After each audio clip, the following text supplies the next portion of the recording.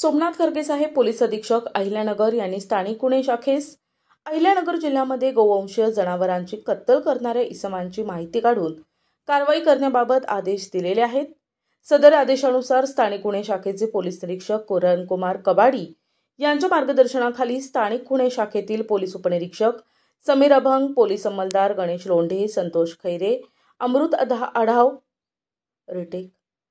आढाव, योगेश कर्डिले, चालक अरुण मोरे यांचे पथक तयार करून संगमनेर येथे रवाना केले।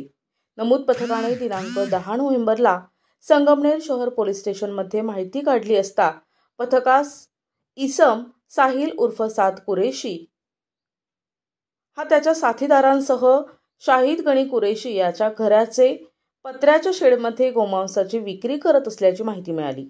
त्यानुसार पथकाने गल्ली नंबर 9 जमजम कॉलनी संगमनेर येथील शाहिद कुरेशी यांच्या घराच्या पत्र्याच्या शेडजवळ जाऊन खात्री केली असता 2 इसम एका टेम्पोमध्ये गोमांस भरत असताना दिसून आले। तेव्हा पथकाने सदर ठिकाणी छापा टाकण्याकरता जात असताना 2 इसम पळून जात असताना त्यांचे पाठलाग केला असता एक इसम ताब्यात घेतला आणि एक इसम येथून पळून गेला। ताब्यात घेतलेल्या इसमास त्याचे नावगाव विचारले असता त्याने त्याचे नाव साहिल उर्फ साद मुस्ताक कुरेशी असे असल्याचे सांगितले। त्यास पळून गेलेल्या इसमाचे नावगाव विचारले असता त्याचे नाव तरबेज असे असल्याचे सांगितले। आरोपीकडून सदर ठिकाणी एकूण 12,41,000 रुपये किमतीचा मुद्देमाल हस्तगत करण्यात आलाय।